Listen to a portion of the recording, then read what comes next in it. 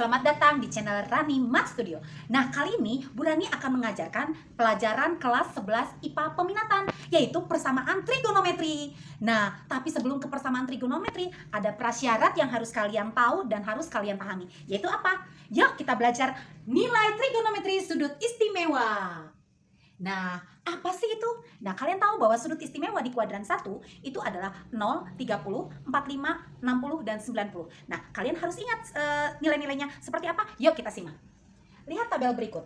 Kalau misalnya diketahui sudutnya 0 derajat, maka kalian harus ingat berapakah sin 0 sampai sin 90. Nah, kalau kalian tahu grafik sin itu kan seperti ini nih. Kalau ibu gambar tabel sin itu atau grafik sin adalah seperti ini. Nah, kalau sampai 90 derajat berarti sampai sini nih. Nah, berarti arahnya dia adalah naik. Maka sin 0 dia adalah 0. Sin 0 adalah 0. Lalu sin 30 naik yaitu setengah. Sin 45 naik lagi setengah akar 2. Sin 60 naik lagi setengah akar 3. Sampai terakhir sin 90 yaitu 1 atau setengah akar 4. Jadi 0, setengah akar 1, setengah akar 2, setengah akar 3, setengah akar 4 atau setengah akar 4 itu adalah 1. Nah, kalau 180 dan 270 itu adalah nilai ujung-ujungnya selain 0 atau 360 derajat ya. Nah, kalau kita lihat di sini adalah 0 derajat. Lalu di sini adalah 90 derajat, di sini adalah 180 derajat, di sini ada ujungnya 270 derajat. Nah, 0 derajat sama juga dengan 360 derajat. Oke? Maka kalau dikatakan sin 0 itu adalah 0, ini ya, sin 0 adalah 0, maka sin 180 lawannya, yaitu lawan dari 0 adalah min 0, nggak ada min 0 karena 0 bilangan netral. Maka sin 180 juga 0. Nah, kalau sin 90 adalah 1, maka sin 270 lawannya yaitu negatif 1 ya. Nah, sekarang kita ke kosinus. Nah, kalau kita lihat tabel kosinus seperti apa atau grafik kosinus ya. Grafik kosinus seperti apa? Ini dia grafik kosinus. Grafik kosinus itu adalah turun. Nah, kalau sampai 90 derajat berarti dari sini sampai sini.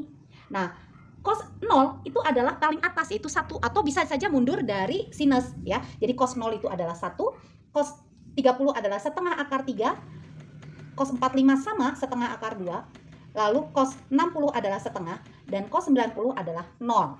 Nah, sama seperti tadi, kalau cos 0 adalah 1, maka cos 180 lawannya yaitu negatif 1.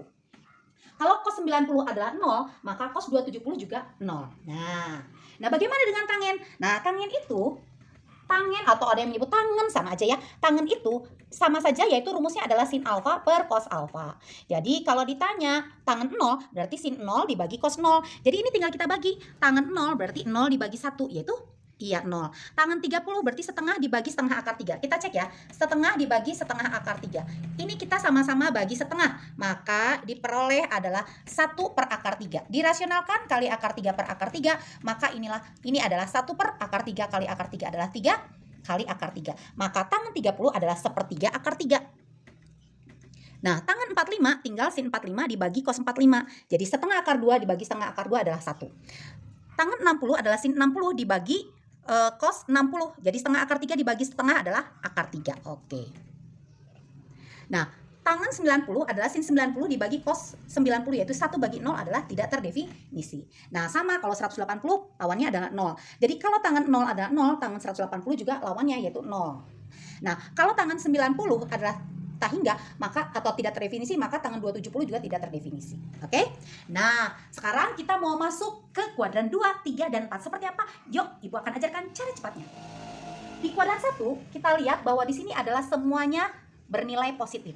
Di kuadran kedua itu hanya sin yang bernilai positif dan kebalikannya itu kosekan yang bernilai positif. Ini kuadran 2, ini kuadran 1, ini 3, ini 4. Di kuadran 3 yang bernilai positif adalah tangen. Di kuadran 4 yang bernilai positif adalah cos. Untuk memudahkan menghafal, gampang saja bikin kalimat ya. Semua sindikat tangan kosong. Nah, mudah bukan menghafalkannya? Jadi semua sindikat tangan kosong. Di kuadran 1 semua positif, di kuadran 2 sin dan kosekan, di kuadran 3 tangen dan kotangen, di kuadran 4 kos dan sekan ya. Nah, sekarang kita lihat rumusnya. Di kuadran 1 itu sudah tahu bahwa tidak perlu ada rumus karena memang sudah sudut istimewa. Di kuadran 2, lihat kuadran 2 adalah antara 90 sampai 180.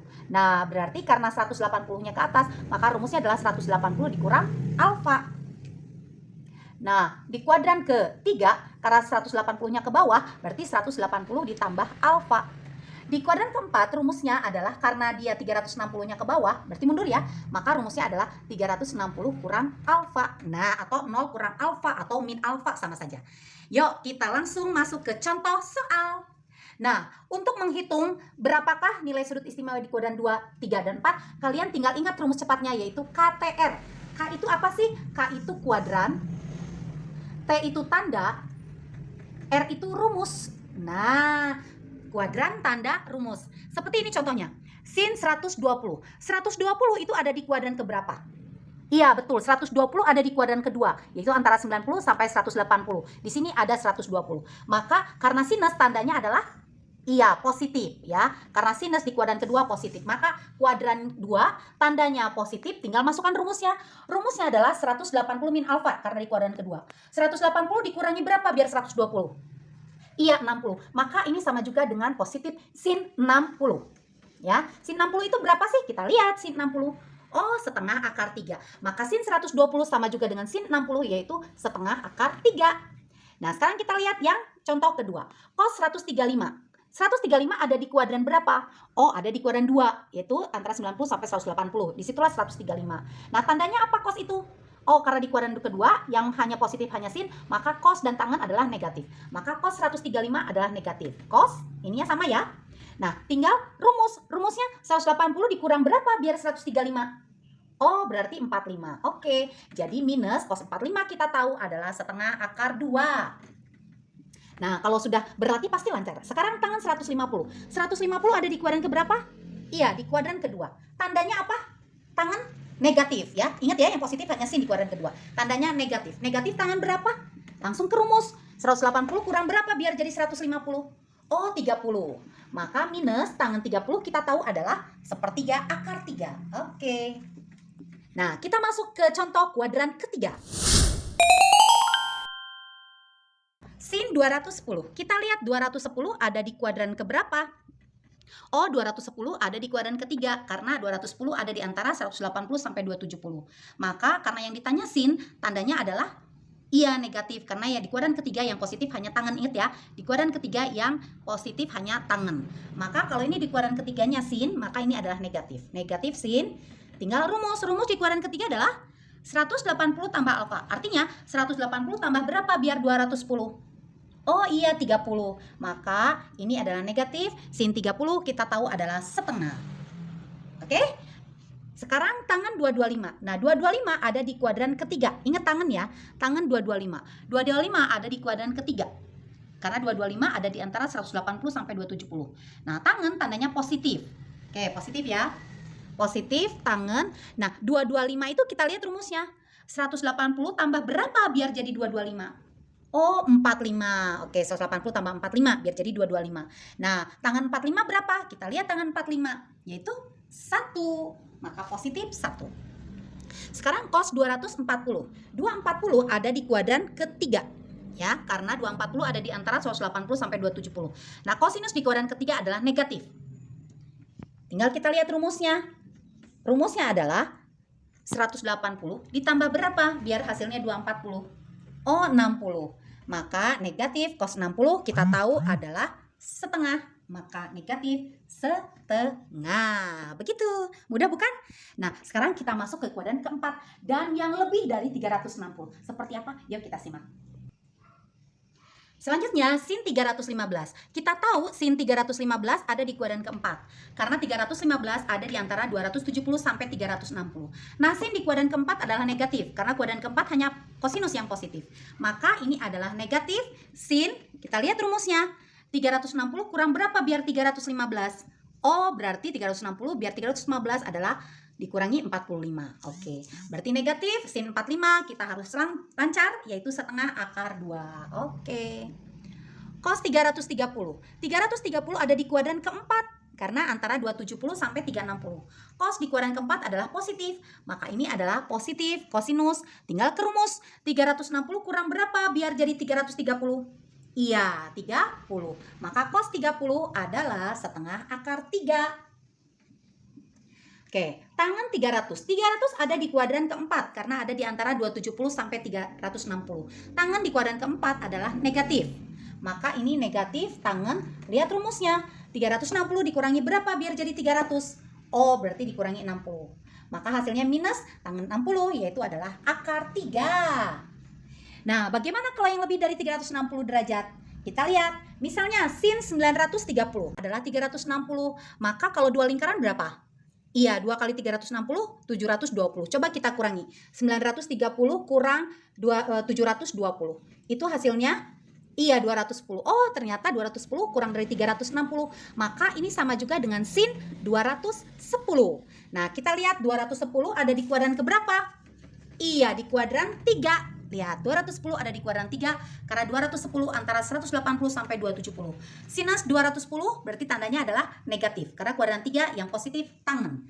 Berarti ini adalah negatif sin. Lihat rumusnya. Kuadran 3 harus ingat ya, rumusnya adalah 180 tambah berapa? Biar jadi 210. Iya, tambah 30. Maka negatif sin 30 adalah setengah. Nah, sekarang 1200. Nah, kamu kurang-kurangi saja 360. Kurangi 360 masih di atas 360. 2 kali 360 berapa? 720. Oke, kita kurangi 720. Ternyata ini adalah 480. Oh, masih lebih dari 360. Kita kurangi lagi 360. Sehingga menjadi 120. Oh, berarti tangan 1200 adalah sama juga dengan tangan 120. 120 harus cepat ya sekarang. Ada di kuadran keberapa? Iya, di kuadran kedua. Tangan tandanya apa? Iya, negatif. Negatif tangan berapa rumusnya? Rumus di kuadran kedua adalah 180 dikurang berapa biar jadi 120? Iya, kurang 60. Maka minus akar 3. Nah, sekarang cos 660. Tinggal kurangi saja 360. Oh, ternyata 300. 300 di bawah 360. Jadi, langsung saja cos 300. 300 di kuadran keberapa? Iya, kuadran keempat. Cos tandanya apa kalau di kuadran keempat? Betul, positif. Berarti positif cos berapa rumusnya? Rumusnya adalah 360 kurang berapa biar jadi 300? Iya, 60. Cos 60 adalah setengah. Nah, mudah bukan? Nah, Ibu kasih tahu satu lagi ya, yang sudutnya negatif. Nah, perlu kalian tahu kalau sudut positif itu nolnya dimulai dari sini, dan kalau positif berarti dia berlawanan arah jarum jam. Jadi, kalau dia searah jarum jam, dia adalah sudut negatif, ya. Kalau berlawanan arah jarum jam berarti dari mulainya dari sini. Yaitu ada di kuadran keberapa kalau sudutnya negatif alfa? Iya, mulai dari kuadran keempat. Nah, kalian tahu bahwa di kuadran keempat adalah iya hanya cos yang positif. Jadi kalau rumus sin negatif alfa artinya ini rumus sudut yang ada di kuadran keempat. Sin di kuadran keempat adalah iya bernilai negatif. Maka ini adalah negatif sin alfa. Sudut di kuadran keempat, negatif alfa itu kuadran keempat ya. Maka cos di kuadran keempat adalah iya positif cos alfa. Tangan di kuadran keempat adalah negatif, tangan alfa. Mudah bukan? Nah, sehingga kalau kalian misalnya bertanya, berapakah sin min 30? Nah, sin min 30 kamu ubah jadi min sin 30. Maka ini sama juga dengan min sin 30. Yaitu negatif sin 30 adalah setengah. Sekarang cos min 120. Kita lihat cos min alfa sama juga dengan cos alfa, negatifnya hilang. Oke? Kalau sin minnya ke depan. Tangan juga negatifnya ke depan. Tapi khusus cos dia hilang karena di kuadran keempat cosinus itu adalah positif. Maka cos negatif 120 sama juga dengan cos 120. Oke, kita lihat 120 di kuadran keberapa? 2, betul. Cos tandanya apa? Negatif. Negatif cos berapa? Ingat rumus di kuadran kedua adalah 180 dikurang berapa biar 120? Iya, kurang 60. Maka cos 60 adalah negatif setengah. Oke, sekarang tangan negatif 315. Ingat sekali lagi, tangan negatif alfa sama juga dengan negatif tangan alfa. Jadi kalau tangan min 315 sama juga dengan negatif tangan 315. Oke, berarti negatif tangan 315 itu ada di kuadran keempat. Kalau di kuadran keempat, tangan tandanya negatif, betul. Negatif tangan berapa rumusnya? Rumus di kuadran keempat adalah 360 dikurang berapa biar 315? Oh, berarti 45.